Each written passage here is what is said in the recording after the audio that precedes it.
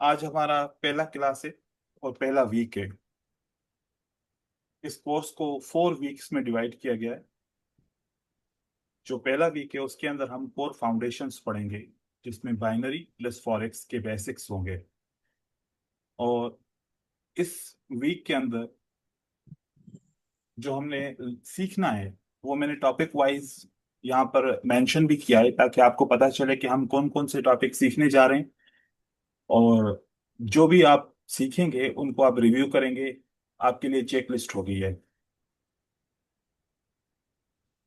हर एक वीक के अंदर 4 क्लासेस हैं। अब उन एक वीक के पूरे कंटेंट को हम 4 दिनों में डिस्ट्रीब्यूट किया है। अगर कोई भी एक ऐसा दिन हो जिसमें हम वो कंप्लीट नहीं कर पा रहे, तो उसको नेक्स्ट डे पे लेके जाएंगे। कोशिश करेंगे कि 4 दिनों में एक हफ्ते का कंप्लीट कंटेंट हम उसको कंप्लीट कर सकें।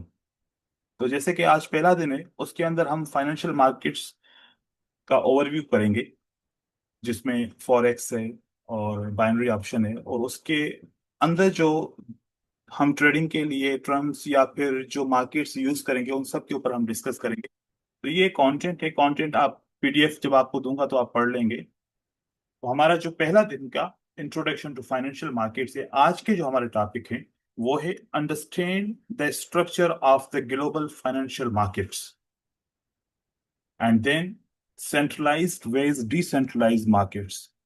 अक्सर ये कंफ्यूजन रहती है ट्रेडर्स के अंदर कि हम जब फॉरेक्स ट्रेडिंग करते हैं वो सेंट्रलाइज्ड है या डिसेंट्रलाइज्ड है, या फिर जो बाइनरी ऑप्शन की ट्रेडिंग करते हैं, या फिर जो डोमेस्टिक स्टॉक मार्केट्स हैं या क्रिप्टो है, ये मार्केट किस में फॉल करती हैं। ये समझना जरूरी है, क्योंकि जब हम आगे चल के इन्वेस्टमेंट करते हैं तो हम ये मेक श्योर करते हैं कि कौन सी मार्केट रेगुलेटेड है और कौन सी रेगुलेटेड नहीं है। टैक्सेस या फिर जो भी डिपॉजिट विड्रॉल होंगे उनकी क्या कंडीशंस रहेगी। तो सेंट्रलाइज एंड डिसेंट्रलाइज मार्केट को समझना पड़ेगा। And then identify the key differences between binary option and forex. कितना मुख्तलिफ है बाइनरी ऑप्शन की ट्रेडिंग और फॉरेक्स की। दोनों का जो डेटा हम यूज करेंगे उसमें कितना डिफरेंस है। क्या फॉरेक्स में जैसे प्राइस की मूवमेंट होती है, कैंडलस्टिक की कंस्ट्रक्शन होती है, क्या वैसे ही बाइनरी ऑप्शन के चार्ट पे दिखती है, या उसमें फर्क होता है। अगर फर्क होता है तो फिर हम उसको किस तरीके से हैंडल करें। एंड देन हम फॉरेक्स ट्रेडिंग क्यों कर रहे हैं। हम फिजिकल करेंसी ट्रेडिंग भी कर सकते हैं। हमारी कंट्रीज के अंदर एक्सचेंजेस बनी हुई हैं, मनी एक्सचेंजेस। तो क्यों ना हम वहां पर करेंसी को परचेज करें और फॉरेक्स में ट्रेडिंग ना करें। तो क्या बेनिफिट है फॉरेक्स में ट्रेड करने का, और क्या बेनिफिट है फिजिकल करेंसी ट्रेडिंग के, या फिर क्या कौन से हैं। इसी तरीके से एक और टॉपिक है explore different market types and trading instruments.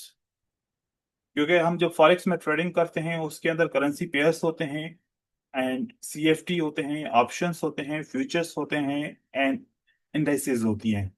तो उनको किस तरीके से हम समझेंगे और कौन सा हमारे लिए बेहतर रहेगा ट्रेडिंग के लिए। And then learn about market session, कि जब हम चार्ट ओपन करते हैं वो चार्ट जिस वक्त चल रहा होता है वो कौन सी मार्केट से, कौन से सेशन से ताल्लुक रखता है, और फिर उस सेशन के हिसाब से हमें कौन से करेंसी पेयर के ऊपर ट्रेडिंग करनी चाहिए, किसको अवॉइड करना चाहिए। एंड करेंसी पेयर की कंस्ट्रक्शन किस तरीके से होती है। करेंसी पेयर, अगर यूरो यूएसडी की बात करें, ऐसी कोई भी करेंसी की बात करें, तो पहले यूरो क्यों है, बाद में यूएसडी क्यों है, इनकी लिस्टिंग कैसे होती है, कौन तय करता है, और कौन से स्टैंडर्ड्स के ऊपर करेंसी की लिस्टिंग होती है या फिर उनकी रैंकिंग होती है। ये बहुत इंपॉर्टेंट है। हम जिस फाइनेंशियल मार्केट के बिजनेस के अंदर काम करें उसके हर एक बारे में, हर एक पॉइंट के बारे में पता होना चाहिए। तो उसके ऊपर हम डिटेल में डिस्कस करेंगे करेंसी पेयर्स, उसकी बेस, उसके जो कोड्स होंगे, ये सब के ऊपर हम डिस्कस करेंगे।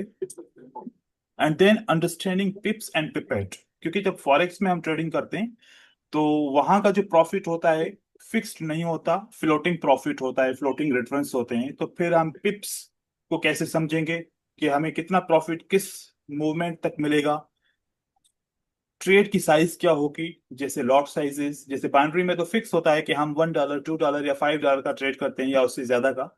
लेकिन फॉरेक्स में किस तरीके से हम डिस्ट्रीब्यूट करेंगे अपने डिपॉजिट अमाउंट को, कैसे ट्रेड करेंगे। एंड देन जो जो भी करेंसी पेयर करेंगे, क्या सबका पिप वैल्यू साइज एक जैसा होगा या हर एक का डिफरेंट होगा, और हम कौन से ब्रोकर के लिंक से अकाउंट ओपन करेंगे, जिसमें लिवरेज क्या साइज की होनी चाहिए, अकाउंट का कौन सा किस्म हमारे पास होना चाहिए, हम कौन सा अकाउंट ओपन करें, किस में ट्रेडिंग होगी, कितना डिपॉजिट होगा, जितना डिपॉजिट करेंगे उससे कितना हम बाय कर सकते हैं, सेल कर सकते हैं, बिजनेस कितना कर सकते हैं, उसके बारे में कंप्लीट अंडरस्टैंडिंग होगी। देखते हैं कि आज के दिन में कितने हम टॉपिक्स इसमें क्लियर करते हैं। जो भी रह जाएंगे तो नेक्स्ट डे पे इसको मूव कर देंगे। सो पहला टॉपिक है हमारा, व्हाट आर फाइनेंशियल मार्केट्स। जब फाइनेंशियल मार्केट का नाम आता है, it means where buyer and sellers engage in the trading. जैसे अभी आप क्लास ट्रेडिंग चालू करते है। हैं, ट्रेडिंग के अंदर जिसमें आप अभी आके मैं बताती, ठीक है। ऑप्शंस, एक्सक्यूज मी, आप अपने माइक्रोफोन को ऑफ कीजिए। Yes yes. ओके। तो जहां पर बायर और सेलर ट्रेडिंग के लिए एंगेज हो ऑनलाइन, क्योंकि हमारा जितना भी काम है सब ऑनलाइन है, और वो करेंसीज हों या स्टॉक्स हों या कमोडिटीज हों या डेरिवेटिव्स हों, ऐसे पूरे सेटअप को, ऐसे पूरे सिस्टम को हम फाइनेंशियल मार्केट कहते हैं, जिसके अंदर forex, stock market, derivatives market, उसके अंदर ऑप्शंस एंड फ्यूचर्स होते हैं। ये बाइनरी ऑप्शन नहीं है डेरिवेटिव वाले, ये दूसरा है। And commodities market and crypto market, ये सारी फाइनेंशियल मार्केट्स हैं। इस कोर्स से आप इन सारी मार्केट्स में ट्रेड कर सकते हैं, बाइनरी ऑप्शन में भी प्लस ट्रेड कर सकते हैं। तो वन बाय वन सारी चीजों को समझेंगे। देखें, जब हम फॉरेक्स की बात करते हैं तो ये शॉर्ट फॉर्म है फॉरेक्स, इसका फुल फॉर्म है फॉरेन एक्सचेंज। ये ग्लोबल मार्केट है और डिसेंट्रलाइज्ड है।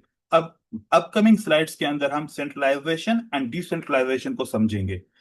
तो ये मार्केट जो फॉरेक्स की है डिसेंट्रलाइज्ड है। अब यहां पर आप एक चीज में वाजे करूं, जो चार्ट आप फॉरेक्स के प्लेटफॉर्म पे ट्रेड करेंगे वो डिसेंट्रलाइज होगा, और वही यूरो यूएसडी बाइनरी ऑप्शन के प्लेटफॉर्म पे ट्रेड करेंगे वो सेंट्रलाइज होगा। ऐसा नहीं कि हम फॉरेक्स का ही डेटा यूज करते हैं बाइनरी ऑप्शन में तो ये डिसेंट्रलाइज है तो वो भी डिसेंट्रलाइज होगा, नहीं, वो फिर सेंट्रलाइज हो जाता है। इसका फर्क हम एक चार्ट में समझेंगे। So where currencies are traded against one another, यहाँ पर वन अनदर का मतलब ये है कि एक करेंसी को हम बाय करते हैं तो उसके बदले में दूसरी करेंसी को सेल कर रहे होते हैं, या फिर एक को सेल करते हैं तो उसके अपोजिट में दूसरी करेंसी को बाय कर रहे होते हैं। तो इस तरीके से फॉरेक्स का ट्रेड होता है, किसी भी एक करेंसी को दूसरी करेंसी में एक्सचेंज करना, और फिर जो फ्लक्चुएशंस होती हैं उनके रेट्स में, उससे हमारा प्रॉफिट या फिर लॉस होता है। अब जो की फीचर्स हैं, फॉरेक्स की मार्केट हमें 24 आवर्स ओपन मिलती है और 5 डेज अ वीक ओपन रहती है, सैटरडे संडे क्लोज होती है। एंड ये largest financial market in the world है, जिसके अंदर ओवर 7 ट्रिलियन डेली वॉल्यूम होता है, 7 trillion in dollars. Highly liquid and accessible market है। इसके अंदर ट्रेड जो करते हैं वो डॉलर्स के हिसाब से नहीं, लॉट्स के हिसाब से करते हैं, और लॉट्स की जो साइजेस होती हैं स्टैंडर्ड, मिनी एंड माइक्रो, इसको भी हम अपकमिंग स्लाइड्स में एक्सप्लोर करेंगे कि स्टैंडर्ड साइज में कितने यूनिट्स होते हैं, मिनी में कितने होते हैं, हम इसको कैसे डिस्ट्रीब्यूट करेंगे अपने डिपॉजिट अमाउंट से। एंड देन जब हम ट्रेडिंग कर रहे होंगे तो फिर हमें प्रॉफिट होगा, वो किस तरीके से होगा, तो ये भी एक उसका की फीचर है जो समझेंगे। Uses पिप्स with leverage and margins, ये हमें बहुत अंडरस्टैंड करना है, समझना है। तो की फीचर्स ओवरऑल ये फॉरेक्स के हैं। एक एग्जांपल मैंने यहां पर मेंशन किया है कि अगर आप यूरो यूएसडी को 1.1000 पे बाय करते हैं एंड वो प्राइस इतनी ऊपर बढ़ जाती है कि जब आप सेल करते हैं वो 1.1050 होता है, तो अब आपको जो आखिर में ये इंक्रीज हुआ प्राइस यहां से यहां तक, ये कैसे कैलकुलेट हुआ? प्राइस जो मूव हुई वो 50 पिप्स हुई आपके फेवर में, और आपने वन स्टैंडर्ड लॉट परचेज किया था, इट मींस दैट 1000 यूनिट्स आपने परचेज किए, तो आपको $500 का प्रॉफिट होगा। और क्योंकि वो जो 50 पिप्स हैं, उसके वन स्टैंडर्ड लॉट के हिसाब से क्या वैल्यू रहेगा, जैसे कि $10 पर वन स्टैंडर्ड लॉट, वन पिप वैल्यू है, तो आपको $500 का प्रॉफिट होता है। आप कम परचेज करेंगे कम प्रॉफिट होगा, ज्यादा परचेज करेंगे ज्यादा प्रॉफिट होगा। तो इस तरीके से मूवमेंट होती है बाइनरी ऑप्शन में। और फॉरेक्स की ट्रेडिंग में क्या डिफरेंस है वो भी हम समझेंगे। क्या हमारे लिए बेहतर है, क्या जरूरी है, वो भी देखेंगे हम। तो next, what are the binary options. इससे आप सब बहुत अच्छे तरीके से वाकिफ हैं, क्योंकि मोस्टली जो ट्रेडर्स हैं वो बाइनरी ऑप्शन के प्लेटफॉर्म से आए। Binary option are a type of financial contract. अब यहां पर कॉन्ट्रैक्ट की बात कीजिए, क्योंकि आगे चल के जब हम सीखेंगे तो कौन से ऐसे ऐसी ट्रेडिंग होती है जिसकी हमें ओनरशिप मिलती है, और कौन से ऐसी ट्रेडिंग होती है जिसकी हमें ओनरशिप नहीं होती, जस्ट कॉन्ट्रैक्ट होता है। वो भी हमें समझना है इस फील्ड के अंदर। तो फाइनेंस ये जो बाइनरी ऑप्शन है, ये एक फाइनेंशियल कॉन्ट्रैक्ट है, जहां पर ट्रेडर बेट्स लगाता है कि प्राइस अप जाएगी या फिर प्राइस डाउन जाएगी। एक स्ट्राइक प्राइस होती है जहां पर वो बाय या सेल करता है, जिसको हम पुट ऑप्शन या फिर कॉल ऑप्शन भी कहते हैं, या फिर बाय या फिर सेल भी हम कहते हैं। तो ऐसे बिजनेस को अगर वो आपके फेवर में क्लोज होती है तो आपको प्रॉफिट होता है, और अगर आपके अपोजिट क्लोज होती है तो आपको लॉस होता है। तो वो जो प्रॉफिट एंड लॉस का जो रेशियो होता है, प्रॉफिट कम होता है, लॉस ज्यादा होता है, क्योंकि 70% या फिर 90% तक, अप टू 90% तक ब्रोकर देता है। अगर प्रॉफिट होगा तो अप टू 90% उस वक्त जो मेंशन होगा। अगर लॉस होगा तो जितना आपने इन्वेस्टमेंट किया सारा का सारा चला जाएगा। फॉरेक्स में इस तरीके से नहीं होता। जो इसके की फीचर्स हैं वो हमने डिस्कस तो कर लिए, फिर भी एक दफा पढ़ते हैं। Fix risk and fix reward. आप चेंज नहीं कर सकते, आपकी मर्जी से चेंज नहीं होगा। सिंपल, आपको प्रेडिक्शन करनी है कॉल और पुट की। शॉर्ट एक्सपायरी होती है, आप 30 सेकंड की एक्सपायरी रख सकते हैं। अभी तो ऐसा है कि आप 5 सेकंड की एक्सपायरी भी रख सकते हैं, 10 सेकंड की एक्सपायरी भी रख सकते हैं, और 1 मिनट की एक्सपायरी या मोर देन 5 मिनट या फिर 1 आवर की एक्सपायरी भी रख सकते हैं। It's up to you. Return is predetermined, जो भी ब्रोकर आपको ऑफर कर रहा होगा। और जो आप, अच्छा कुछ ऐसे पेयर होंगे जहां पर कम होगा रिटर्न, किसी के ज्यादा होगा। तो इसे, अच्छा बाइनरी ऑप्शन के अंदर आप करेंसी पेयर्स के ऊपर ट्रेडिंग कर सकते हैं, इंडाइसेस के ऊपर कर सकते हैं, एंड स्टॉक्स के ऊपर, एंड कमोडिटीज के ऊपर। हर एक किस्म का चार्ट आपको मिलेगा। एंड एक सबसे इंपॉर्टेंट अंडरस्टैंडिंग हम करेंगे इस कोर्स के अंदर कि ओटीसी, ओटीसी मार्केट का डेटा कहाँ से आता है, और ओटीसी के कितने ग्रेड्स होते हैं, और कौन सा ब्रोकर कौन से ग्रेड को यूज करता है। तो फिर जितना अच्छा वाला ग्रेड आप ओटीसी मार्केट यूज करेंगे उतना आपका अच्छा रिजल्ट आएगा। क्योंकि इसका पिंक होता है, ग्रे होता है, एक और भी इसका ग्रेड आता है जिसके अंदर बहुत ज्यादा फ्लक्चुएशंस होता है और मैनिपुलेशंस होती हैं। हमें ओटीसी को कंप्लीट अंडरस्टैंड करेंगे। और एग्जांपल ऐसा है कि जैसे आप बाय करते हैं, आपकी प्राइस से ऊपर क्लोज होता है तो आप बाय करते विन करते हैं, और अगर आपकी प्राइस से नीचे क्लोज होता है तो आप सेल करते हैं। किसी को कोई भी कंफ्यूजन हो, सवाल हो, तो आप उससे पूछ भी सकते हैं। Now understand the key differences. जो हमने ओवरऑल दोनों फॉरेक्स और बाइनरी ऑप्शन को समझा, इसके अंदर जो की डिफरेंसेस है वो आप देखें।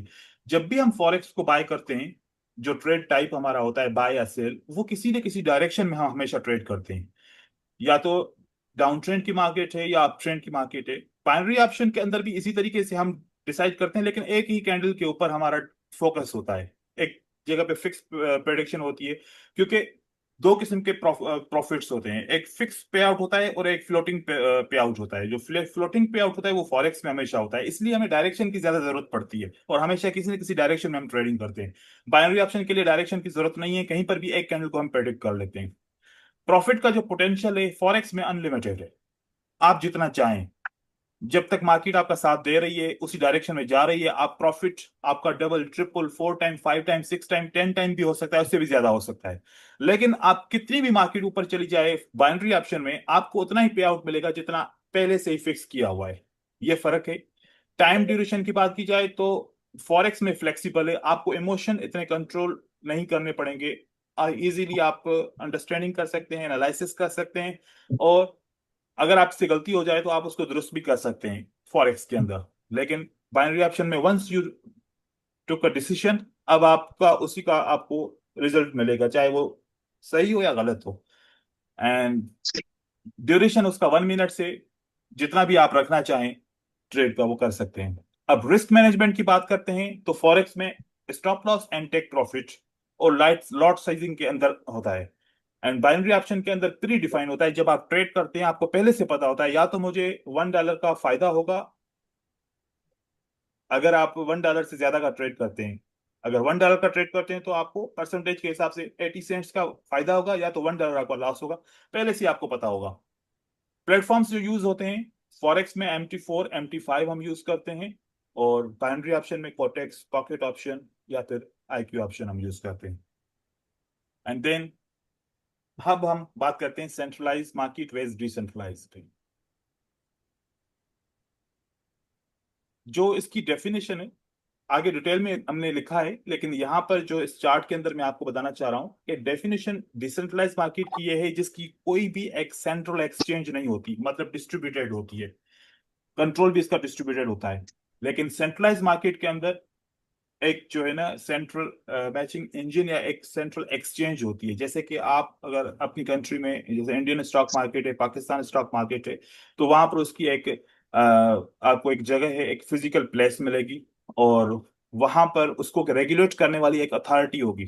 जो कंट्रोल की बात कर रहे हैं तो गवर्नमेंट कंट्रोल करती है। अगर बाइनरी ऑप्शन की बात की जाए तो उसको फिर कोई ना कोई एंटिटी कंट्रोल करती है, या कोई कंपनी कंट्रोल कर रही होती है। फॉरेक्स मार्केट के अंदर ये सब डिस्ट्रीब्यूटेड होता है। एग्जांपल इसके क्या है कि फॉरेक्स, क्रिप्टो, डेक्स, ये सब आप इसमें अंदर ट्रेडिंग कर सकते हैं। और सेंट्रलाइज मार्केट के अंदर बाइनरी ऑप्शंस हो गए, NYSE। अच्छा, देखिए जैसे कि हम न्यूयॉर्क स्टॉक मार्केट की बात करते हैं, वहां पर जो उसकी एक्सचेंज है, उसका उसकी ट्रेडिंग और उसका जो पे आउट, जो सारी चीजें होती है वो डिफरेंट होती हैं फॉरेक्स के हिसाब से। जो हम ट्रेडिंग कर रहे होते हैं ऑनलाइन, ये इसमें बड़ा डिफरेंस होता है। And price discovery broker based fragmented होती है, और ये ट्रांसपेरेंट एंड स्टैंडर्डाइज। यहां पर मैं आपको बात करना चाह रहा था कि यहां पर जो बात कर रहे हैं, ये वाली जो प्राइस होती है फॉरेक्स के अंदर, और वही सेम प्राइस जो होती है, जो कैंडलस्टिक होती है बाइनरी ऑप्शन के अंदर, ये थोड़ी सी डिफरेंट होती हैं। ये बिल्कुल स्टैंडर्डाइज होता है, इसमें गैप्स, इसके अंदर जो ज्यादा विक्स होते हैं या बॉडी होती है, इसको फिल्टर करके पेश करते हैं बाइनरी ऑप्शन के चार्ट के ऊपर। और आपको ऐसे रॉ प्राइस मिलेगी फॉरेक्स के अंदर, बहुत फर्क होगा। तो आपको ऐसा लगेगा कि MT5 को, MT4 को देख रहे हैं और बाइनरी ऑप्शन के डेटा को देख रहे हैं, कहीं कहीं पर कैंडल्स मैच नहीं कर रही। डोजी है तो वहां पर ग्रीन कैंडल है या फिर रेड कैंडल है, ये फर्क होगा। ये फर्क इसी वजह से है कि ये डिसेंट्रलाइज मार्केट और सेंट्रलाइज मार्केट की वजह से। और रेगुलेशंस अगर देखे जाए तो फॉरेक्स में वेरीज करते हैं, और यहाँ पर हैविली रेगुलेटेड होते हैं। ठीक है, इसको ज्यादा डीप में समझने की जरूरत नहीं है, इतना नॉलेज होना इसके लिए काफी है। एंड नाउ सेंट्रलाइज मार्केट के अंदर देखें, वही हम जो बात कर रहे थे कि one central exchange controls all orders. ये हमारी स्टॉक मार्केट्स होती हैं, हमारी डोमेस्टिक स्टॉक मार्केट्स होती हैं। ठीक है, और हाई रेगुलेशन एंड ट्रांसपेरेंसी होती है इसके अंदर, और uniform pricing and order execution होती है। हर एक चीज नोटेड होती है, इसमें आप बच नहीं सकते। जैसे कि आप डोमेस्टिक स्टॉक मार्केट में ट्रेड करते हैं तो यहाँ पर फीसिस बहुत ज्यादा होती हैं, आपको टैक्सेस पे करने पड़ते हैं, और बहुत सारे और भी कमीशंस वगैरह होते हैं। लेकिन फॉरेक्स मार्केट में ये सारी चीजें नहीं होती, जस्ट कमीशन होती है ब्रोकर्स की, क्योंकि वो डिसेंट्रलाइज है। उसकी जितनी भी ऑर्डर्स होते हैं उनको कोई रेगुलेट नहीं करता। एंड डिसेंट्रलाइज मार्केट के अंदर नो सेंट्रल लोकेशन और any authority. Trading happens through various platforms, brokers, banks, liquidity pools, and price में वेरी स्लाइटली बिटवीन ब्रोकर्स। और ऑपरेशन जो होती है इसकी, वो 24 आवर्स होती है, ग्लोबल रीच उसको मिलती है। और आप क्रिप्टो को देखें तो वो तो उसमें आपको 24/7 होता है, उसके उसमें तो मार्केट हफ्ते इतवार को बंद नहीं होती। एंड देन फॉरेक्स में आपको 5 डेज मिलेगा। Over the counter OTC markets, इसके अंदर जो होता है बॉन्ड्स और सम डेरिवेटिव्स होते हैं। अब जो हम यूज करते हैं बाइनरी ऑप्शन में, OTC market, over the counter market, वो एक डिफरेंट मार्केट होती है। उसका जो पहले से ही एक मैकेनिज्म तैयार किया जाता है प्राइस एक्शन के हिसाब से, और फिर उसकी कुछ ऐसे आप समझ लें कि उसकी कुछ कंडीशंस होती हैं, और जैसे कि स्मूथनेस ऑफ प्राइस, या स्टैंडर्ड जो होता है उस प्राइस का, वो फिर उसको 3 बैजेस दिए गए हैं। उस बैजेस के हिसाब से सबसे ज्यादा अच्छी जो मार्केट यूज करता है वो कोटेक्स यूज करता है, and then IQ option use करता है। बाकी जो दूसरे ब्रोकर्स हैं उन सब की मार्केट डिफरेंट होती है, वो ग्रे में आते हैं, ये पिंक में आते हैं। और आप इसमें देखें कि अगर कॉटेक्स के अंदर या IQ ऑप्शन के अंदर या कोई भी और ब्रोकर हो, इन सब की OTC मार्केट को मैच करें, यूरो USD या कोई भी ऐसे पेयर को, तो सबके डिफरेंट चार्ट होंगे, कोई भी एक चार्ट नहीं होगा। और तो इसलिए फिर ओटीसी मार्केट मैच नहीं करती, क्योंकि थर्ड पार्टी से डेटा परचेज किया जाता है, जिसको हम कोड प्रोवाइडर कहते हैं, वो इस डेटा को देता है, और वो जो भी ब्रोकर होता है इसको परचेज करता है। तो जब भी आप ओटीसी मार्केट में ट्रेडिंग करेंगे बाइनरी ऑप्शन में, तो मैं याद कीजिए कि आपने क्वाटेक्स में या फिर आईक्यू ऑप्शन में, आईक्यू ऑप्शन में आपके 1 मिनट एक्सपायरी पे आप बहुत ज्यादा लॉस करेंगे, आपको 5 मिनट एक्सपायरी पे आप बहुत ज्यादा विन करेंगे। और उसके अंदर कॉटेक्स में 1 मिनट एंड 5 मिनट बोथ आपके लिए वर्क करेगा। ठीक। अब यहां तक सेंट्रलाइजेशन, डिसेंट्रलाइजेशन, या फिर जो भी हमने की डिफरेंसेस चेक किए, या फाइनेंशियल मार्केट से रिलेटेड किसी को कोई क्यूरी है तो वो पूछ सकता है।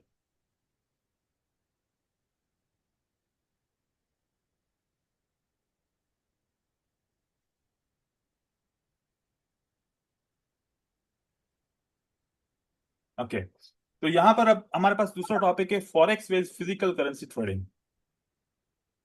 आपने, आप में से किसी ने भी फिजिकल एक्सचेंज किया है?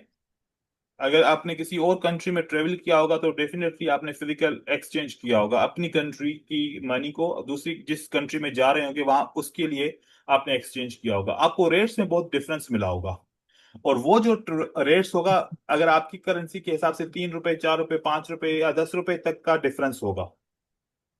और फॉरेक्स में ऐसा डिफरेंस नहीं होता, अगर वैसे ही आप परचेज करेंगे तो। इसको जो हमने मेंशन किया है स्प्रेड से, अगर आप फॉरेक्स में ट्रेडिंग करते हैं तो स्प्रेड टाइट होगा, वो डिफरेंस कम होगा। जब आप बाय सेल करेंगे तो स्ट्राइक प्राइस पे आपका डिफरेंस कम होगा, लेकिन अगर फिजिकल एक्सचेंज करेंगे तो बहुत ज्यादा होगा। और ऑर्डर एग्जीक्यूशन, वहां पर तो लाइन में खड़ा रहना पड़ेगा, रश होगा तो बहुत देर से आपको परचेजिंग मिलेगी। लेकिन फॉरेक्स मार्केट में किसी भी जगह पे आप बैठ के ट्रेडिंग कर सकते हो, इंस्टेंट आप उसी वक्त ही बाय सेल कर सकते हो, वहां पर डिले हो जाएगा। ये एक नुकसान है। लिवरेज के हिसाब से आपने अगर फॉर एग्जाम्पल 1000 की लिवरेज परचेज की है, या फिर आप 500 टाइम्स की लिवरेज परचेज की है, अकाउंट ऐसा बनाया है कि 1:1000, 1:500, मतलब $1 आप डिपॉजिट करेंगे और 500 आप लिवरेज ले रहे हैं, तो बहुत ज्यादा फॉरेक्स मार्केट में लिवरेज आपको मिलेगी, आप उस पर ट्रेड कर सकते हैं। मतलब आपके अमाउंट से 500 टाइम्स ज्यादा आप परचेजिंग कर सकते हैं, या 1000 टाइम्स ज्यादा परचेज कर सकते हैं।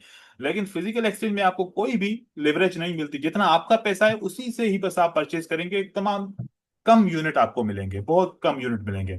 एंड देन कन्वीनियंस क्या है, ऑनलाइन है, 24 आवर आपको मिलती है, और यहाँ पर फिजिकल लोकेशन है, उसकी टाइमिंग से उसमें आपको मिले लेना पड़ेगा, वहां पर जाना पड़ेगा, रिस्की है बहुत ज्यादा। लॉट फ्लेक्सिबिलिटी, इसके अंदर माइक्रो मिनी स्टैंडर्ड है और इसमें लिमिटेड है। तो यहाँ पर अगर फॉरेक्स की ट्रेडिंग की जाए तो सबसे बेस्ट ऑप्शन है फॉरेक्स मार्केट को ऑनलाइन ट्रेड किया जाए, ना कि फिजिकल एक्सचेंज में बिजनेस किया जाए। हाँ, अगर आप ट्रेवल करते हैं तो वो आपके लिए तो फिर जरूरी है, आप कर सकते हैं, लेकिन आप इसके अंदर बिजनेस नहीं कर सकते, क्योंकि मैंने बहुत सारे ऐसे लोग देखे हैं जिनके पास पैसा पड़ा होता है, वो दूसरी करेंसी में एक्सचेंज करके रख लेते हैं अपने पास। अगर वही पैसा अगर वो फॉरेक्स में ट्रेडिंग करें तो उसका 500 टाइम्स ज्यादा इंक्रीज हो सकता है as compare to physical exchange. Now market types, एक होती है स्पॉट, एक होती है CFT and option in forex market. तीनों मार्केट हमें फॉरेक्स के अंदर मिलती है। स्पॉट फॉरेक्स क्या होता है? Real time exchange of currency that market price होती है, कोई एक्सपायरी नहीं होती, most common in retail trading होती है। हम रिटेल ट्रेडर्स हैं तो हमें मोस्टली स्पॉट फॉरेक्स मिलती है। सीएफडी के अंदर कॉन्ट्रैक्ट्स होते हैं और डिफरेंसेस होते हैं, वो कॉन्ट्रैक्ट्स की एक एक्सपायरी टाइम होता है, एंड ऑप्शंस के अंदर भी एक्सपायरी टाइम आपको होता है। तो जो यहां पर आपको मिलेंगे तो सब, लेकिन आपने मोस्टली जो ट्रेड करना है वो स्पॉट फॉरेक्स के अंदर करना है या फिर सीएफडीज के अंदर करना है। उनके करेंसी पेयर की ट्रेडिंग करेंगे तो आपको स्पॉट फॉरेक्स के अंदर करना पड़ेगा। ओके, कमोडिटीज का भी आपको ऑप्शन मिलेगा स्टॉक मार्केट में, जैसे कि फॉरेक्स में जैसे गोल्ड हो गया, सिल्वर हो गया, क्रूड ऑयल हो गया, आप ये भी आप परचेज कर सकते हैं। और इसकी ओनरशिप वगैरह, जैसे मैं आपको बात कर रहा था, फॉरेक्स के अंदर आपको ओनरशिप मिलती है जो भी परचेजिंग करते हैं, और सीएफटी के अंदर कोई नहीं मिलती, ऑप्शन के अंदर कोई नहीं होता, क्योंकि उस पर एक्सपायरी टाइम होता है। आपने कॉन्ट्रैक्ट किया है कि प्राइस बढ़ेगी तो मुझे फायदा होगा, अगर गिरेगी तो मुझे नुकसान होगा। इन दोनों सूरतों में आपको फायदा नुकसान तो होगा, लेकिन आपके पास ओनरशिप भी होगी जब तक वो ट्रेड आपके पास मौजूद होगा। लिवरेज सब में मिलती है, फॉरेक्स में ज्यादा मिलती है, एक्सपायरी टाइम होता है, एंड फ्लेक्सिबिलिटी जो है वो हाई, वेरी हाई और स्ट्रेटेजिक के हिसाब से होती है। तो ये बस आपने ये समझना है कि इसके अंदर आप जो फॉरेक्स के अंदर ट्रेडिंग करेंगे, आपको जो करेंसी पेयर्स या फिर जो दूसरे पेयर्स मिलेंगे वो स्पॉट, सीएफडी एंड ऑप्शंस के मिल सकते हैं। ओके, एंड नाउ ये बहुत इंपॉर्टेंट है, ग्लोबल मार्केट सेशंस, और ये आपको टाइम भी समझना पड़ेगा। जीएमटी के हिसाब से अगर बात की जाए तो सिडनी सेशन जो स्टार्ट होता है 10 PM जीएमटी और 7 AM जीएमटी के तक इसका जो है ना टाइम होता है। और इसके अंदर जो मेजर सेंटर्स होते हैं वो एयूटी और एनजेड को ट्रेड किया जाता है। एंड टोक्यो के अंदर 12 AM जीएमटी, 9 AM जीएमटी। अब ये कैसे आप कन्वर्ट करेंगे, एक वेबसाइट आती है सेवी टाइम। सेवी टाइम के अंदर आप ये जीएमटी का टाइम लिखेंगे और आपकी कंट्री के हिसाब से आपको टाइम मिल जाएगा। मैं कोशिश करता हूँ कि यहाँ पर आपको दिखा दूं, वो आपने यूज करना है।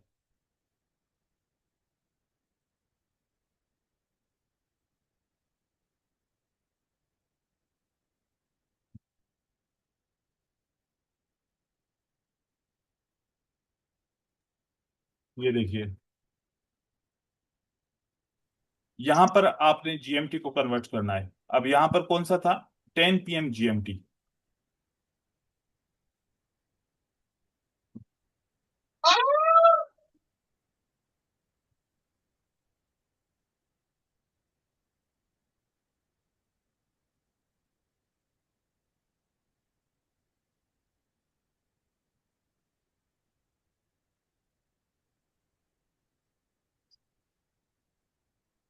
जैसे ये पाकिस्तान का टाइम हो आ गया, और ऐसे ही यहाँ पर हम जीएमटी का टाइम लिखेंगे, ग्रीनविच टाइम। अब जैसे कि 10 PM जीएमटी, पाकिस्तान के सुबह 3 बजे वो सेशन स्टार्ट होगा। कौन सा, सिडनी का। जीएमटी 10 PM पे, पाकिस्तान के सुबह को 3 बजे। एंड देन ये सुबह को 7 बजे तक चलेगा। तो अगर सुबह के 7 बजे की बात करें तो ये है सुबह का 7, दिन के 12 बजे जाके सिडनी का सेशन खत्म होगा। तो आपने इस वाली वेबसाइट को यूज करना है। यहाँ पर जैसे मैंने पाकिस्तान लिखा है, आप इंडिया लिखेंगे तो आपको पता चलेगा कि कब कौन सा सेशन स्टार्ट होता है, कब कौन सा बंद होता है टाइम। ये भी तरीका है, एक और भी तरीका है, उसमें भी आप यूज कर सकते हैं। जैसे यहाँ पर 10 GMT की बात कर रहे थे, तो इंडिया में 3:30 पे होगा, 30 मिनट का, और पाकिस्तान का इसमें फर्क है। तो ये वाला आप वेबसाइट यूज करेंगे, सेवी टाइम, इस जीएमटी को कन्वर्ट करने के लिए। क्योंकि चार्ट कुछ ईस्टर्न टाइम दिखाएंगे या फिर कुछ लंदन का टाइम दिखाएंगे, न्यूयॉर्क का टाइम दिखाएंगे चार्ट्स, तो आप ये जीएमटी को और उस टाइम से कन्वर्ट करेंगे तो आपको एक्यूरेट टाइम मिल जाएगा। ये बहुत जरूरी है, क्योंकि सिडनी का जब सेशन स्टार्ट होता है तो हम एयूटी और एनजेड के पेयर्स को ओनली ट्रेड कर सकते हैं। टोक्यो के अंदर जब मार्केट फॉल करती है तो फिर जेपीवाई और एसजीडी टाइप पेयर्स जो होते हैं वो हम ट्रेड करते हैं। और लंदन और न्यूयॉर्क के अंदर आपको ये पेयर मिलते हैं। इसका मैं कंपैरिजन और कोरिलेशन आपको दिखाऊंगा। अच्छा, वॉलेटिलिटी, जब आप ट्रेडिंग करेंगे, चाहे बाइनरी ऑप्शन हो चाहे ये फॉरेक्स मार्केट हो, आपको लाजमी फ्लोटिंग प्रॉफिट प्रॉफिट चाहिए होगा, या फिर आप फिक्स प्रॉफिट, लेकिन मार्केट स्टेबल होनी चाहिए और स्ट्रांग हेल्दी मार्केट होनी चाहिए।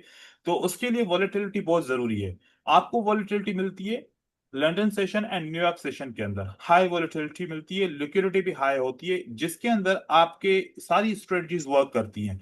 लेकिन आप एशियन सेशन के अंदर आएंगे तो लो वॉलेटिलिटी, रेंज बाउंड मूवमेंट होंगी, और ट्रेंडी कोई स्ट्रेटजी काम नहीं करेगी, मार्केट कंसोलिडेशन होगी, डोजीज होंगे, या फिर एक ही डायरेक्शन में मार्केट नहीं जा पाएगी, एक बार बार फेक ब्रेकआउट्स होंगे। तो इस वजह से फिर आप जब भी एशियन सेशन में ट्रेडिंग करेंगे, चाहे फॉरेक्स चाहे बाइनरी, आपके लॉसेज होंगे। अब वो आपने टाइम मैच करना है अपनी कंट्री के हिसाब से कि कब एशियन सेशन आपकी कंट्री के हिसाब से आता है। आपने सिर्फ London session and New York session के अंदर अगर ट्रेडिंग करनी है, प्रॉफिटेबल ट्रेडिंग आपकी हो सकती है। एंड देखिए, सेशन वेज पेयर वॉलेटिलिटी, जैसे मैं आपको बता रहा था कि अगर लंदन एंड न्यूयॉर्क आपस में जब ये ओवरलैप होते हैं, जब उस वक्त मार्केट चल रही हो, आप यूरो यूएसडी पेयर के ऊपर एंड जीबीपी यूएसडी पेयर के ऊपर आप ट्रेडिंग करेंगे तो आपको प्रॉफिट होगा। अब जैसे कि यूरो से रिलेटेड जितने पेयर हैं, यूएसडी से रिलेटेड या जीबीपी से रिलेटेड जितने पेयर होंगे, उसकी लिस्ट बनाएंगे और आप इनके टाइम के अंदर आप ट्रेडिंग करेंगे। And then Tokyo plus New York, क्योंकि आखिर में जब लंदन सेशन खत्म हो जाएगा और न्यूयॉर्क सेशन रह जाएगा, फिर आगे चल के न्यूयॉर्क सेशन के अंदर टोक्यो मैच होगा, ओवरलैप करेगा। तो उस वक्त यूएसडी जेपीवाई, सिडनी के अंदर एंड टोक्यो के अंदर AUD USD यूरो JPY, इस तरीके के पेयर आप सिलेक्ट करेंगे। आपको ये बिल्कुल इसका प्लान होना चाहिए। एक आप अपना जर्नल बनाएंगे, उसके अंदर आप लिखेंगे और उसी हिसाब से आप करेंसीज के ऊपर ट्रेडिंग करेंगे, चाहे बाइनरी में करें चाहे फॉरेक्स मार्केट में करें।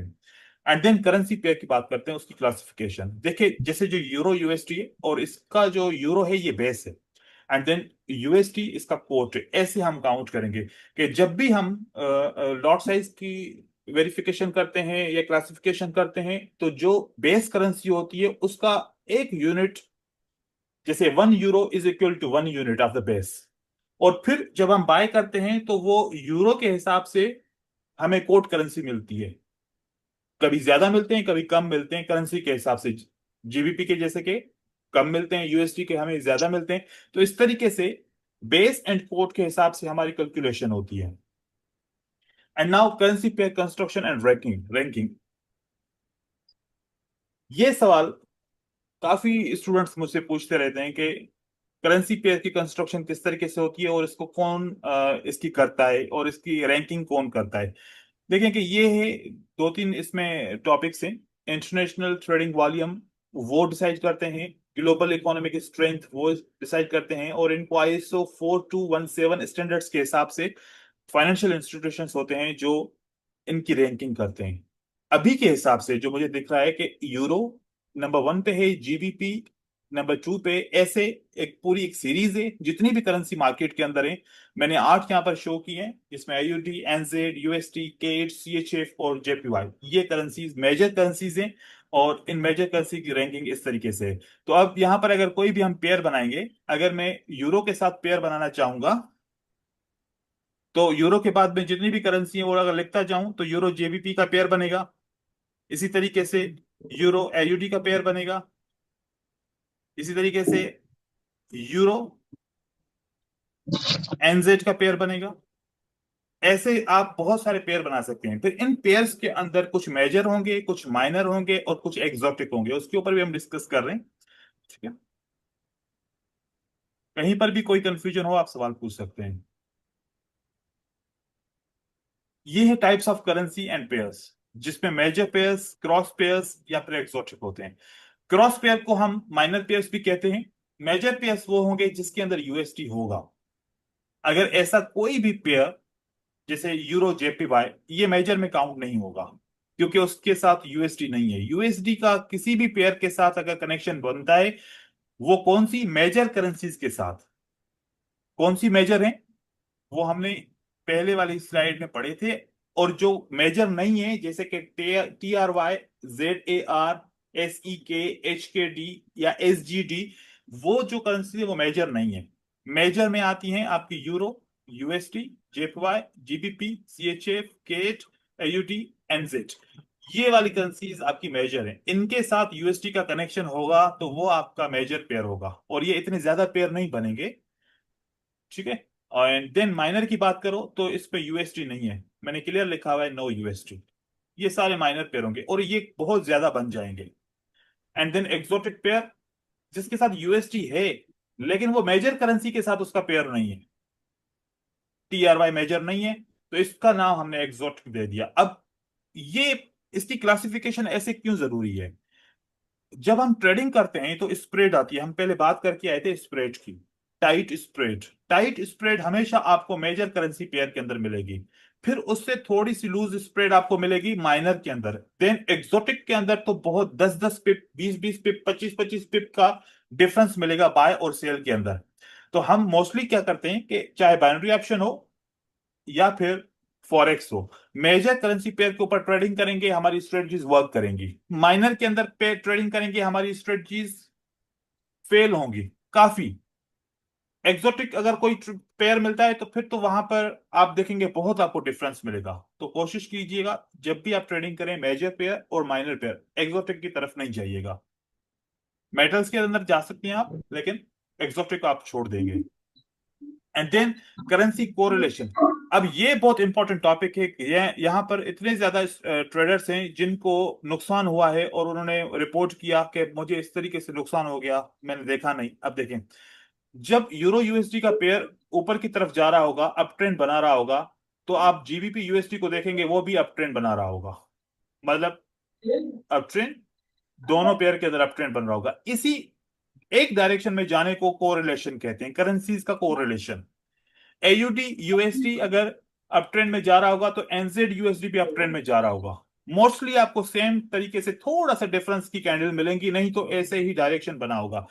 जब आप ट्रेडिंग करेंगे यहां पर नेगेटिव कोरिलेशन में, यूरो यूएसडी अगर अप जा रहा है तो यूएसडी सीएचएफ डाउन की तरफ जा रहा होगा।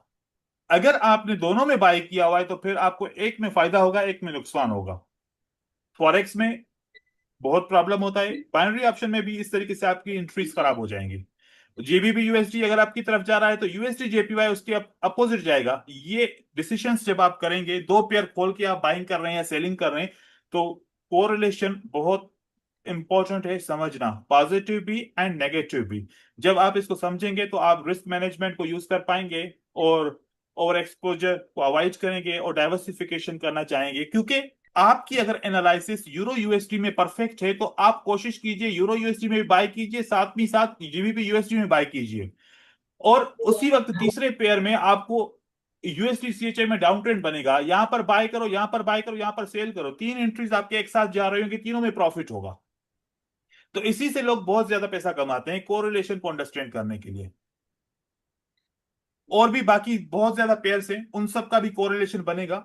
तो आपके पास भी एक टास्क है कि आप खुद भी कोरिलेशन बनाएं, नहीं तो मैं आप लोगों को एक कंप्लीट जो जितने भी 40-50 पेयर हैं जो ट्रेड करने वाले, उनका सबका कोरिलेशन आपको बना के दूंगा।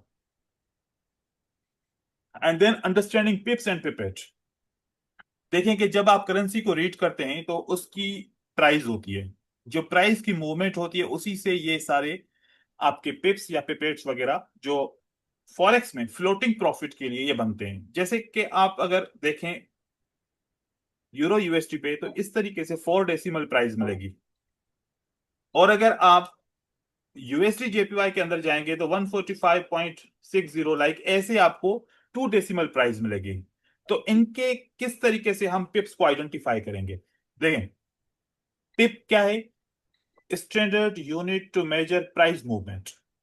और ये कहां पर है? ये आखिरी जो फोर्थ डेसिमल है उसका 1 तो means 1 pip, 2 it means 2 pip, 3 it means 3 पिप। जब ये 9 तक पहुंचेगा तो ये यहां पर वापस 0 हो जाएगा और एक यहां पर बढ़ जाएगा, तो इट मींस 10 पिप। अब पिपेट की अगर बात करें, this is the fourth decimal and pipette के अंदर आपको मिलेगा fifth decimal. 1 2 3 4 5, fifth decimal. Fifth अगर आप चार्ट को देखेंगे तो बिल्कुल छोटा एक आपको लेटर मिलेगा, वो पिपेट होता है। और वो जब तक 10 तक जाएगा, 1 से लेके 10 तक, 9 तक जाएगा, जब 10 में कन्वर्ट होगा तो उस वक्त 1 पिप बढ़ेगा। तो इस तरीके से हर एक प्राइस की मूवमेंट होती है। और अगर यहां पर 1 की जगह पे 0 आ जाए और इस सेकंड पे 0 की जगह पे 5 आ जाए तो 50 पिप्स हो गया। और अगर यहां दोनों पर 0 आ जाए और इस थर्ड पे आपको 1 मिलता है तो इट मींस 100 पिप हो जाएगा। इसी तरीके से आपकी प्राइस की कन्वर्जन होगी। अब बात करते हैं यूएसटी जेपीवाई के ऊपर, या फिर ऐसी वाले जो जो भी पेयर हैं उनकी कैसे करेंगे हम। ये 2 डेसिमल्स हैं, तो आप देखें कि यहां पर जो थर्ड डेसिमल होगा वो 6 0 है, और उसके बाद का जो अगर 1 या 2 या 3 या 4 होगा वो पिपेट होगा। और ये आपका यहां से डेसिमल आपका स्टार्ट होगा। ठीक है, यहां से आपका ये 0 1 होगा तो आपका 1 पिप होगा, फिर यहां से इस तरीके से 6 0 इट मीन 60 पिप। और अगर ये 9 हो जाए और यहां पर 6 बन जाए तो ये तीनों डिजिट को काउंट करेंगे तो 600 हो जाएगा। इस तरीके से आप काउंट करेंगे इसको। ओके, इसमें कोई सवाल है किसी को टिप्स या पिपेज के बारे में?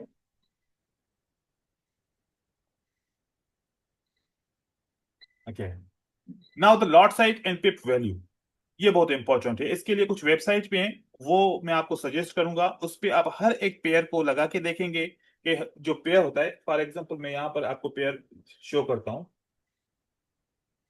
ये देखिए, ये जो करेंसी पेयर्स होते हैं, आप इस पे किसी भी करेंसी पेयर के ऊपर राइट क्लिक कीजिए एंड देन आप इसकी स्पेस पे जाएं, स्पेसिफिकेशन में।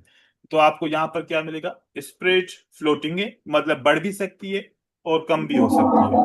डिजिट्स इसके 5 होंगे। इसकी प्राइस के अंदर आप देखेंगे कि 5 डिजिट्स हैं, 5 टोटल।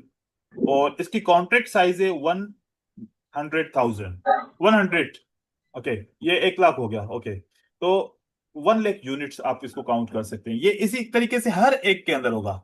सिर्फ और सिर्फ आपको गोल्ड की तरफ आप जब जाएंगे तो इसकी स्पेस में आप जाएंगे तो आपको यूनिट्स कम मिलेंगे, बाकी सब के अंदर आपको मोस्टली 1 लाख यूनिट मिलेंगे। यहाँ पर देखिए, यहाँ पर आपको 100 यूनिट्स मिलते हैं। और अगर बीटीसी में जाएंगे तो वहां पर आपको इससे भी कम मिलेगा। ये देखो बीटीसी यूएसटी है, यहां पर आपको यूनिट कम मिलेगा। यहां पर contract size 1 unit is equal to, एक लॉट के अंदर 1 यूनिट ही होगा। और जबकि यूरो यूएसडी के अंदर 1 लाख यूनिट थे एक लॉट के अंदर। तो जब हम ट्रेडिंग करेंगे, अगर आपने 0.01 का बीटीसी यूएसडी में ट्रेड किया तो बहुत ज्यादा आपका बड़ा लॉट हो जाएगा। इसको फिर नैनो लॉट के अंदर हम ट्रेडिंग करेंगे, इसके बारे में आपको बताऊंगा। तो अब स्टैंडर्ड लॉट जो 1 लाख यूनिट्स होते हैं, अगर आप 1 लाख पूरा परचेज करते हैं, वन स्टैंडर्ड लॉट परचेज करते हैं, तो 1 पिप आपका $10 का होगा अगर यूरो यूएसडी। लेकिन ये जो वैल्यू है हर एक पेयर के हिसाब से कम या ज्यादा होता है। यूरो जीबीपी जो पेयर है इसकी सबसे ज्यादा है, और बाकी फिर जितने भी दूसरे पेयर हैं, किसी की 10 है, मोस्टली सबकी 10 है, किसी की 7 भी है, किसी की 6 भी है। और ये वैल्यू के हिसाब से और लिक्विडिटी के हिसाब से ये प्राइस ऊपर नीचे होती रहती है। मिनी लॉट 10th हो जाएगा स्टैंडर्ड लॉट का, 10,000 यूनिट, जिसमें आप ऐसे जैसे ट्रेडिंग करते हैं तो आपने अगर फॉर एग्जांपल, मैं आपको बता रहा हूं, यहाँ पर अगर आपने 0.01 बाय करते हैं, it means that you are purchasing the micro lot. अब ये माइक्रो लॉट कब तक काउंट होगा? जब तक आप 0.09 तक होंगे, 09 तक ये माइक्रो लॉट ही काउंट होगा। और जैसे ही ये 0.09 से 0.1 हो जाएगा, ये आपका मिनी लॉट हो जाएगा। अब मिनी लॉट कब तक आप काउंट कर सकते हैं? 0.9 तक।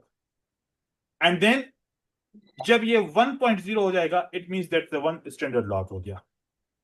तो ये इसकी जो है ना मूवमेंट के हिसाब से आप देखेंगे कि कैसे आप मिनी लॉट या माइक्रो लॉट परचेज करते हैं। और इसके आपको मैं आपको बताऊं, यहाँ पर देखिए, ये वेबसाइट है, आपने इसको समझना है और इसके ऊपर काम करना है। ये पोजीशन साइज, इसकी मैं वेबसाइट को ओपन करता हूँ, इसके अंदर बहुत सारे कैलकुलेटर आपको फॉरेक्स में और बाइनरी ऑप्शन के लिए काम में आएंगे।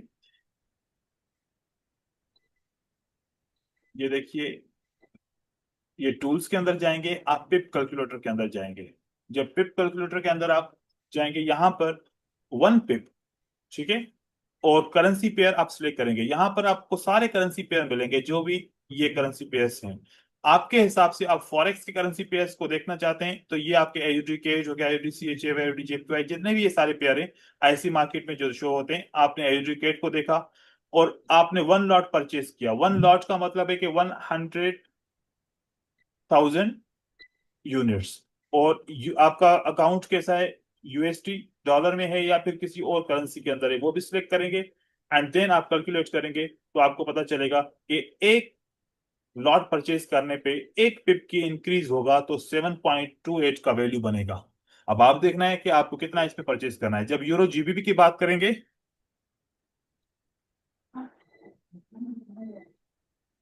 ये वाला पेयर जब आएगा, अब इसकी कैलकुलेशन करेंगे, आपको 13.50, जैसे मैंने कहा कि इसकी ज्यादा है। अब यूरो यूएसडी के ऊपर आप चेक करेंगे, ऐसे आप सारे पेयर्स को चेक कीजिएगा।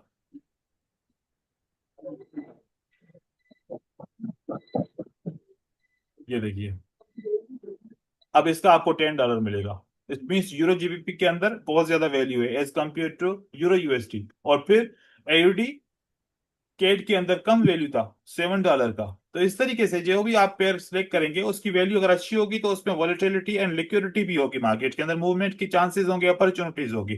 तो इस तरीके से आप यहाँ से सिलेक्शन कर सकते हैं और पिप कैलकुलेटर को आइडेंटिफाई कर सकते हैं कि मैं अगर कोई भी स्ट्रेटजी यूज करता हूं और उसका 50 पिप मुझे मिलेगा और मैं लॉट परचेज करता हूँ 0.1, इट मीन मिनी लॉट में परचेज करता हूं, तो मुझे क्या प्रॉफिट होगा? आप देखें कि $50 का आपको प्रॉफिट होगा ओवरऑल। लॉट 0.1 है। और अगर आप ये 1 लॉट कंप्लीट परचेज करते हैं और 50 पिप्स आपकी मूवमेंट होती है तो फिर आपको $500 का प्रॉफिट होगा। तो यहां से आप कैलकुलेशन कर सकते हैं किसी भी करेंसी के बारे में। And now forex trading with leverage. अब लिवरेज का बहुत इंपॉर्टेंट रोल है, क्योंकि फॉरेक्स में जब हम अकाउंट ओपन करते हैं तो 100 से लेके 1000 2000 तक लिवरेज हमें मिलती है। वो ऐसे होता है कि अगर आपका $1000 का कैपिटल है और आपको लिवरेज 1:100 आपको मिलती है, तो इसका मतलब है कि आप $1,00,000 का काम करेंगे। ये आपके ऊपर डिपेंड है, जितनी ज्यादा लेवरेज रखेंगे उतना रिस्क बढ़ेगा, और ट्रेड साइज भी बढ़ेगा। और जितनी कम आप लेवरेज रखेंगे, आपका power of buying and selling कम होगा और रिस्क भी कम होगी। अब देखें, यहाँ $1000 आप डिपॉजिट करते हो, तो 100 के लेवरेज के हिसाब से आप ओवरऑल $1,00,000 का काम कर सकते हो। आपका बिजनेस इतना है, दिखेगा 1000 ही, लेकिन परचेजिंग पावर आपका इतना होगा कि आप $1,00,000 का ट्रेड कर सकते हैं। Benefit, larger profit on small movements. आप $200 का डिपॉजिट करो और आपको 500 की आप जो है ना कर सकते हो लिवरेज, तो आपको तब भी 1,00,000 का आप काम कर सकते हो, $1,00,000 का। तो यही इससे फायदा है कि थोड़ी सी इन्वेस्टमेंट में ज्यादा बिजनेस काम करना।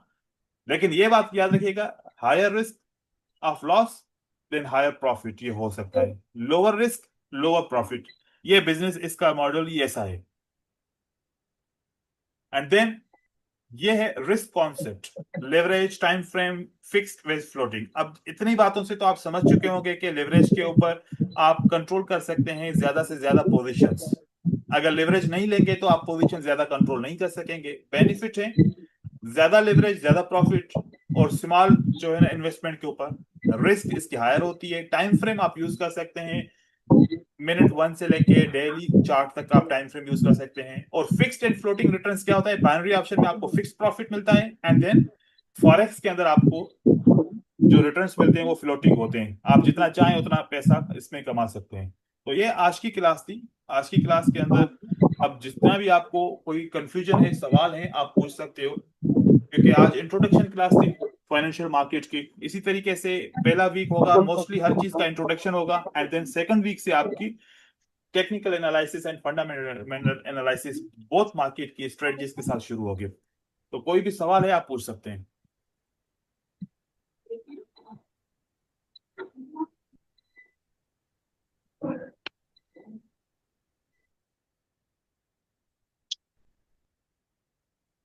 Hello sir.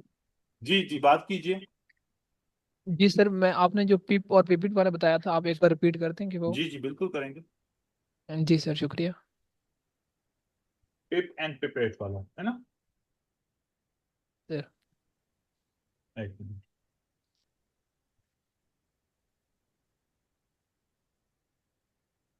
वो मैं स्लाइड देखो, उसी को ही ओपन करते हैं। जी सर। अच्छा, कैलकुलेशन में आप बहुत मास्टर होने चाहिए, क्योंकि जब हम रिस्क मैनेजमेंट या मनी मैनेजमेंट कोई भी यूज करते हैं, अगर हमारी कैलकुलेशन अच्छी होगी तो हमें कंफ्यूजन नहीं होगी। अब देखें, ये भी प्राइस के हिसाब से मैं आपको बता रहा हूं, और मैं चार्ट को भी आपको दिखा रहा हूं। आप देखिए यहाँ पर चार्ट के साथ में देखिए, यहाँ पर इस चार्ट पे यूरो यूएसडी के ऊपर फोकस कीजिए। आपको 1 पॉइंट के बाद कितने प्राइजेस मिलते हैं? दो, 1542, ये चार आपको प्राइजेस मिली। एंड देन एक छोटी सी प्राइस मिलती है, ये छोटी सी प्राइस इसको पिपेट बोलेंगे। मतलब यूं समझिए कि एक पिप का 10वां हिस्सा, एक पिप का 10वां हिस्सा। जब ये 10 हिस्से कंप्लीट होंगे तो यहां पर 1 या फिर 2 इस तरीके से मूवमेंट होगी, तो एक पिप का इंक्रीज हुआ। अब अगर आप 42 या 43 को समझना चाहते हैं, तो इट मींस दैट के जो प्राइस की मूवमेंट है ये 42 पिप्स, अगर इसने पहले कहीं पर भी 00 से ट्रेड शुरू किया था तो 42 पे पहुंचा है, इट मींस 42 पिप्स इंक्रीज हो चुका है। अब 42 पिप्स कहां तक है मैं आपको यहां पर दिखाता हूं कि इस पॉइंट से लेके 42 पिप्स ये बनता है। तो यहां पर मैं एक लाइन लगाऊंगा, 500 के ऊपर मैं लाइन लगाऊंगा। ये राउंड नंबर है, देखें ये कौन सी प्राइस है, 1.1500। ठीक है। अब यहां पर क्या है, 15 एंड देन 000 की बात है, इट मींस दैट ये 5 डिजिट है। ये कितने डिजिट है? 5 है। इसमें पिपेट भी शामिल है और पिप वाला भी शामिल है। तो आखिरी की तीन 4 2 और ये जो 4 हो रहा है छोटे डिजिट में, ये तीनों को अगर जीरो को मिलाएं तो यहां से लेके यहां तक की मूवमेंट कितनी हुई ओवरऑल?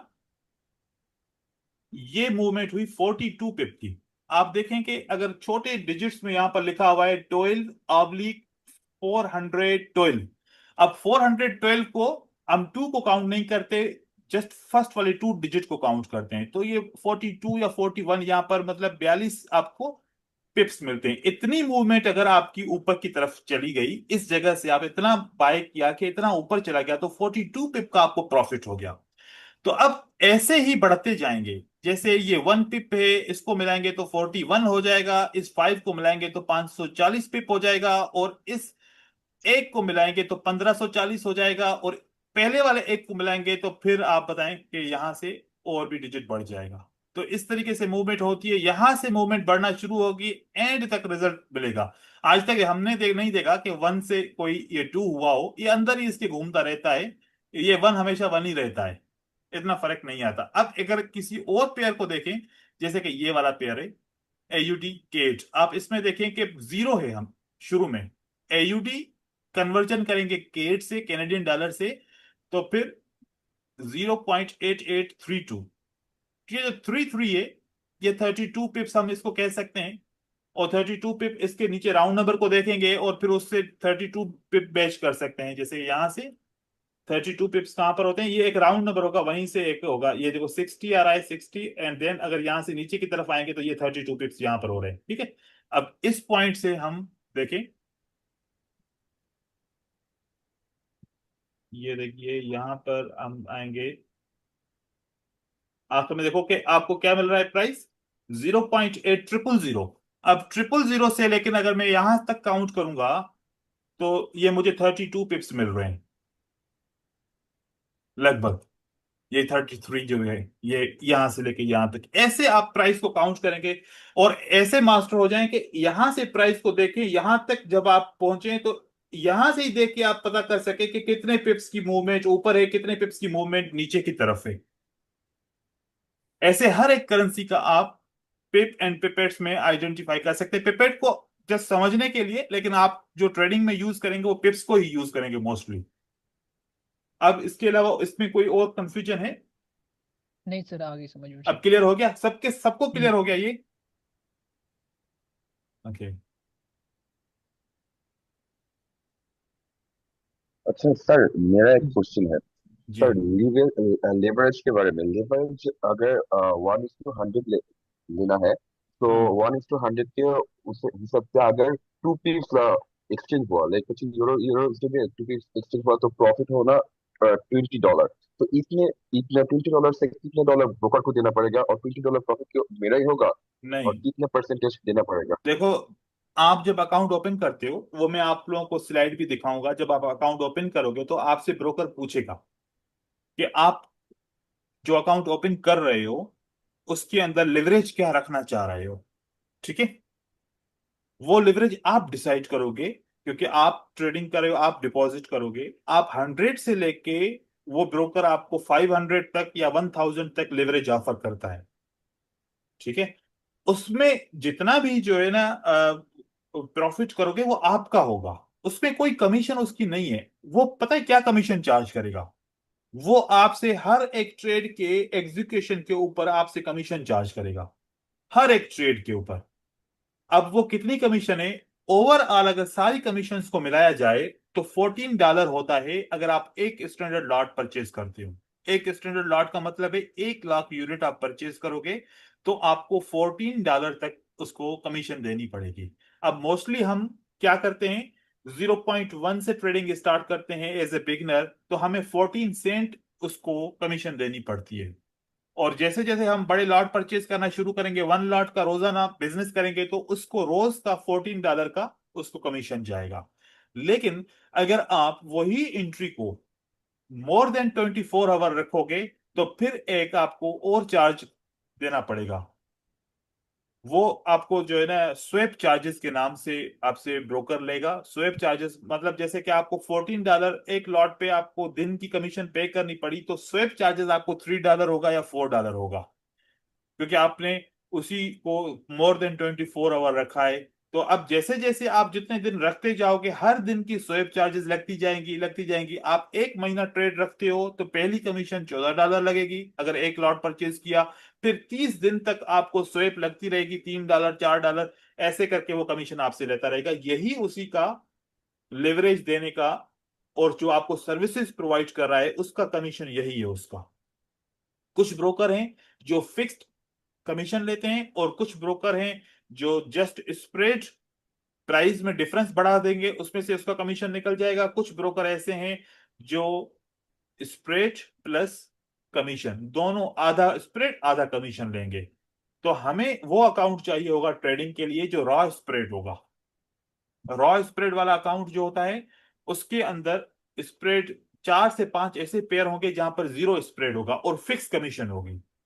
क्योंकि फिक्स कमीशन जो होती है वो ट्रेडर के लिए आसान है। कभी कभार हमें पता नहीं चलता, हम जल्दबाजी में ट्रेडिंग कर लेते हैं और इतना स्प्रेड ज्यादा हो जाता है। और स्प्रेड कब बढ़ता है?